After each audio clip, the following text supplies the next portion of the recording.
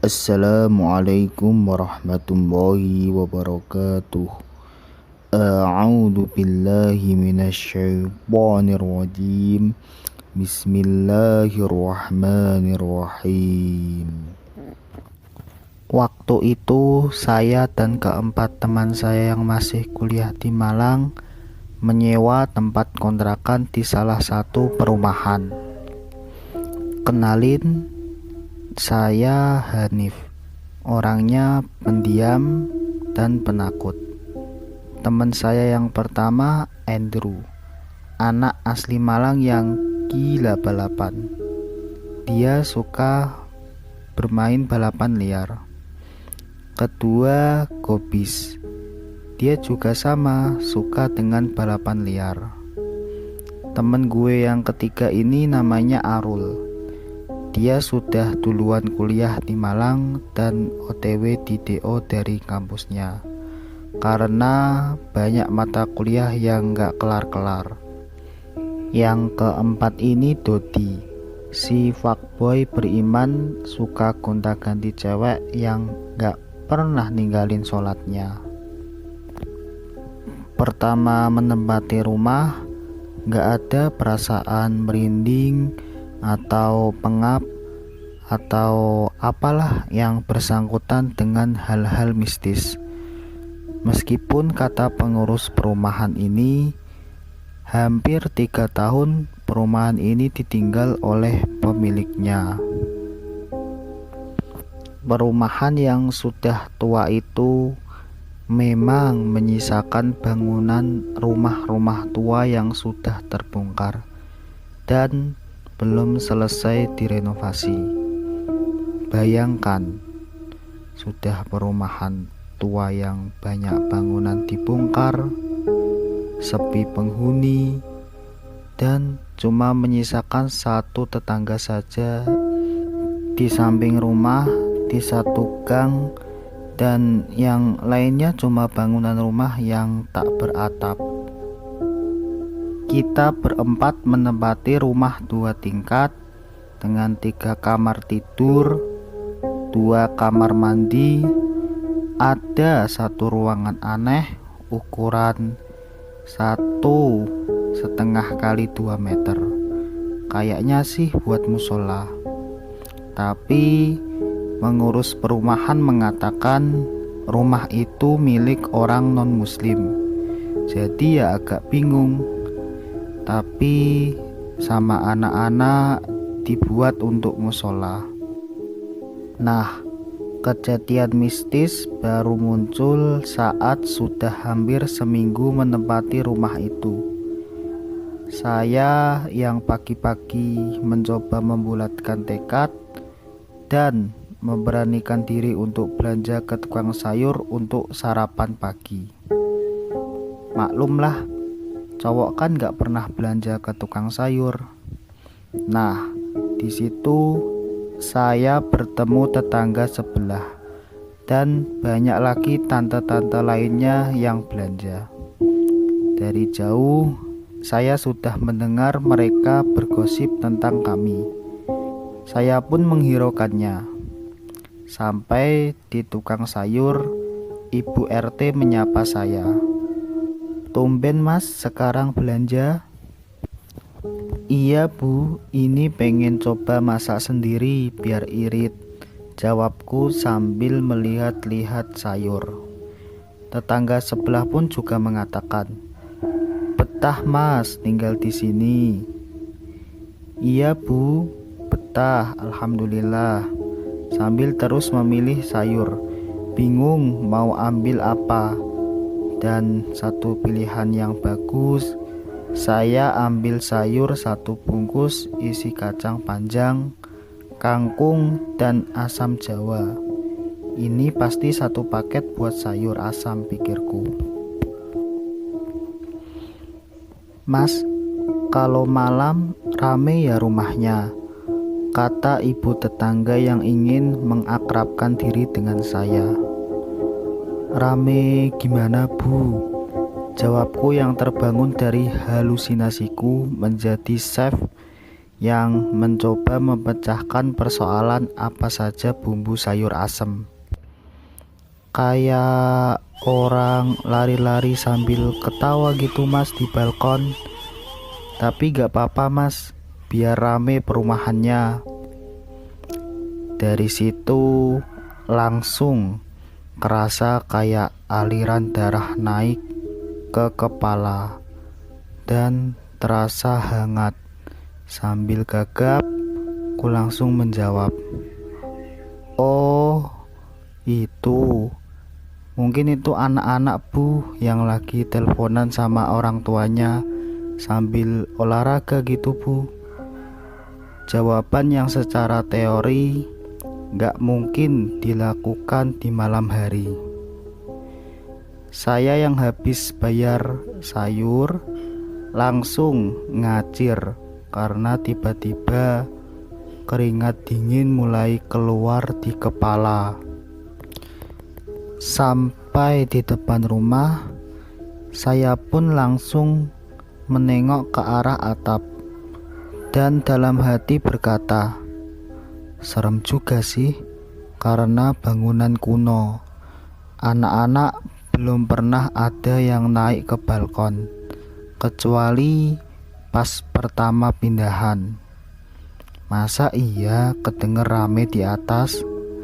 Semenjak saat itu saya parno banget sama nih rumah. Saya langsung cerita sama anak-anak bahwa kata tetangga sebelah di rumah ini sering kedengar suara ramai di balkon pas malam hari. Ternyata temen gue Gobis membenarkan cerita tersebut. Iya, emang bener. Pas malam ada suara kayak orang dengan langkah yang berat dan suara nafas yang kedengar keras. Kata Gobis sambil ketawa, kayak orang yang ketahuan menyembunyikan sesuatu. Dia gak cerita karena gak ingin yang lain takut. Andre juga membenarkan cerita tersebut. Pada saat dia gak bisa tidur begadang sendirian, tiba-tiba listrik beberapa detik mati. Terus terdengar suara kaki yang berjalan lurus ke arah tangga. Gobis juga mengalami kejadian tersebut saat kondisi di rumah orang bertiga dan dia belum tidur sendiri. Dan saat begadang berdua dengan Irul, tak terjadi kejadian apa-apa. Sejak mendengar cerita tersebut, saya penasaran dan ingin sekali mencoba begadang sendirian. Tapi kejadian tersebut terjadi saat kondisi penghuni rumah ganjil dan salah satu penghuni tidak tertidur. Tibalah malam hari dan rasa penasaran saya masih terus berkecambuk mengalahkan rasa takut. Berbekal kopi hitam yang pahit, saya berniat menikmati malam panjang yang entah akan ada apa nanti yang terjadi. Mondar-mandir ke kamar teman-teman untuk memastikan mereka sudah tidur atau belum.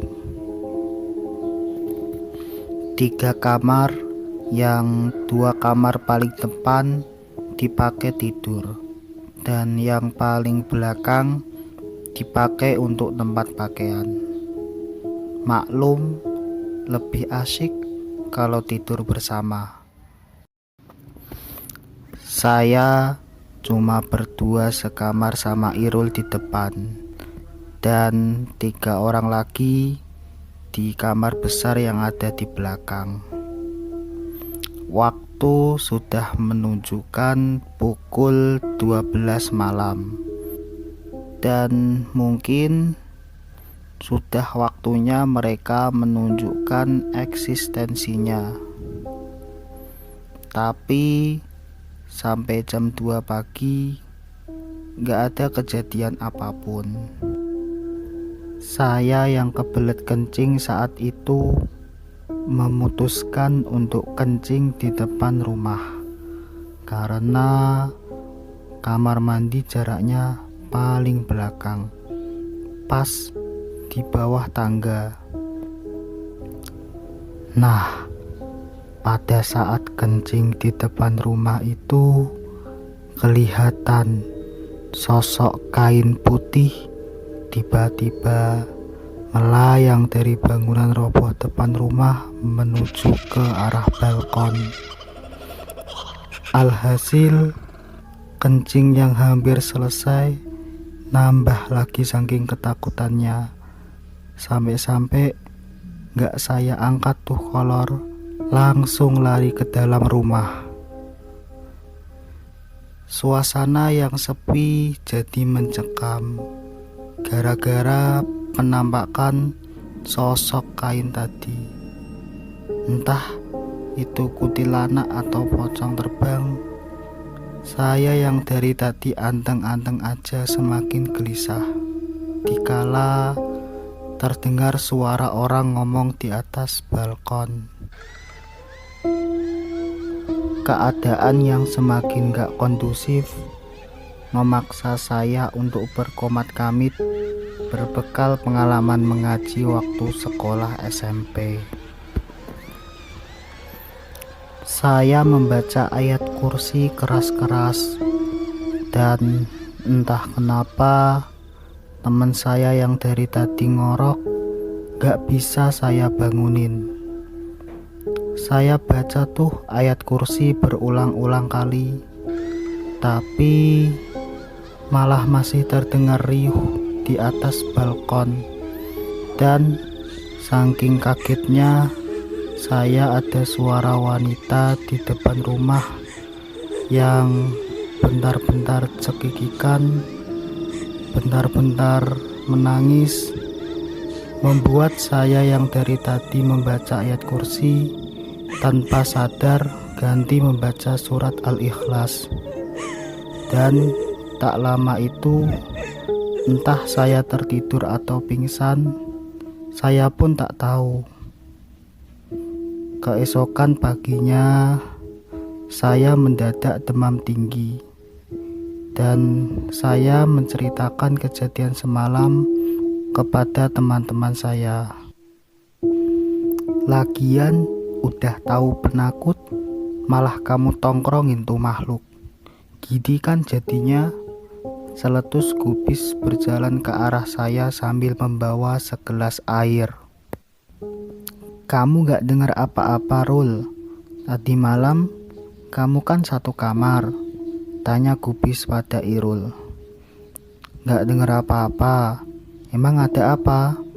Dengan wajah kucel yang baru melek dan senyum yang berseri-seri, dia menjawab dan menyerobot air di tangan Gubis yang mau saya minum.